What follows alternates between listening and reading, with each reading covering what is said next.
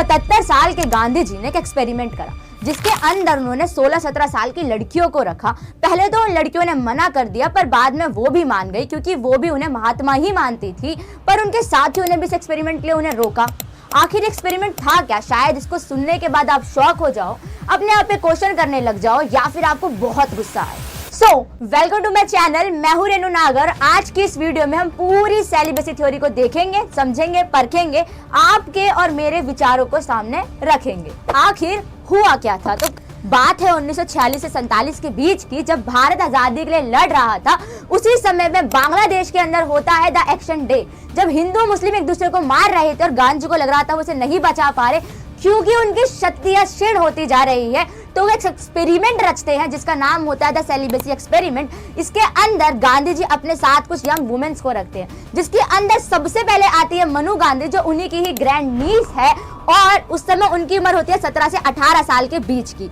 वहीं उसके बाद आती है अभा गांधी, जो उन्हीं की ही रिलेटिव है और इनकी उम्र भी 17 से 18 साल की होती है। बाद में आती है इन्हीं की पर्सनल डॉक्टर सुशीला अय्यर, अपनी 30s की उम्र में। इनकी उम्र तो 30s की थी, पर जब ये 20s की थी तभी से ही गांधी के साथ रहती थी।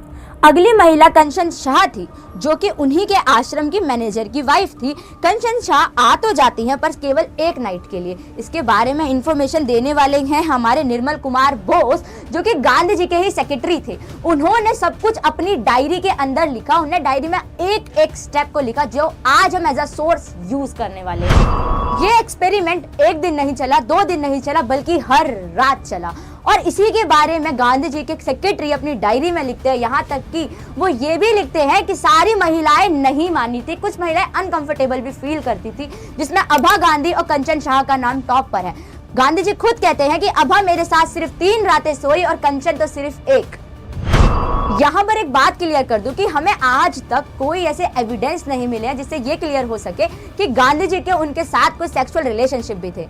पर सबसे बड़ा सवाल यहाँ पर ये उठता है कि आखिर वो लड़कियां ऐसा कर क्यों रही थी? ये ब्रह्मचर्य है क्या और क्या है सेलिबेसी थ्योरी? इसको जानने के लिए आपको जाना होगा 1906 में, जब गांधी जी की उम्र थी 37 ईयर और उनकी शादी को मात्र 23 साल हुए थे। इस समय पे उनकी प्रॉपर फैमिली थी। उनकी शादी कस्तूरबा गांधी से होती है और 4 बच्चे होते हैं और वो अपनाते हैं टाइटल जिसका नाम है ब्रह्मचर्य। ब्रह्मचर्य के अंदर आपको अपने वर्ड्स, अपने एक्शन सब पे कंट्रोल रखना होता है, यहाँ तक कि आप कोई सेक्सुअल रिलेशनशिप नहीं बना सकते, इवन अपनी वाइफ के साथ। इसी चीज को वो आगे कंटिन्यू करते हैं अपनी वाइफ की डेथ के बाद भी। आखिर ये सेलिबेसी थ्योरी थी क्या जो गांधी जी ने हमको दी? इसके अंदर ना तो सेम आश्रम, ना सेम कमरा, बल्कि सेम बेड पर वो अपने से बहुत छोटी 17-18 साल की लड़कियों के साथ बिना कपड़ों के सोया करते थे। इवन उन लड़कियों को भी अपने कपड़े उतारने पे मजबूर किया जाता था। और यहाँ पर होता था आपका टेस्ट, कंट्रोल और प्योरिटी का। गांधी जी ने खुद एडमिट करा है कि काफी बार लड़कियां खुद मना कर देती थी ये करने से, पर केवल वो उनकी रिस्पेक्ट करती थी, इसलिए वो किया करती थी। और इस चीज को आगे बढ़ाया जाता है और एक वर्ड दिया जाता है यज्ञ। यहाँ पे मैं आपको एक बात फिर से क्लियर कर दूं, उन्होंने कभी अपने विचारों को छुपाया नहीं, खुलकर प्रदर्शन करा। उन्होंने अपनी किताब लिखी the story of my experiment with truth, और इसके अंदर उन्होंने इसके 3 मेन रीजन दिए, जिसमें पहला रीजन है स्पिरिचुअल प्योरिफिकेशन, यानी कि ये जो आप सेलिबेसी थ्योरी है इसको आप कर रहे हैं, ये एक स्पिरिचुअल प्यूरिफिकेशन है। वैसे जैसे आप फास्ट रखते हैं, जैसे आप पूजा करते हैं। और दूसरा रीजन वो देते हैं आपका testing himself and those women, जिसमें उनका कहना ये था कि वो अपनी फीलिंग्स को और उन वुमेन की सेक्सुअल डिजायर को टेस्ट कर रहे हैं, क्या वो प्योर है। और तीसरा रीजन वो देते हैं आपके भरोसा। उनको पूरा भरोसा था कि जो सेलिबेसी थ्योरी है उसके थ्रू उनमें कोई दैवीय शक्तियां आती हैं और यही शक्तियां सर्व करेगी सत्याग्रह को, यानी कि सत्याग्रह को कंडक्ट कराने के लिए गांधी जी को स्ट्रांग होना होगा और स्ट्रांग होने के लिए वो ब्रह्मचर्य अपनाएंगे और ब्रह्मचर्य अपनाने के लिए वो ये थ्योरी लेकर आए द सेलिबेसी थ्योरी।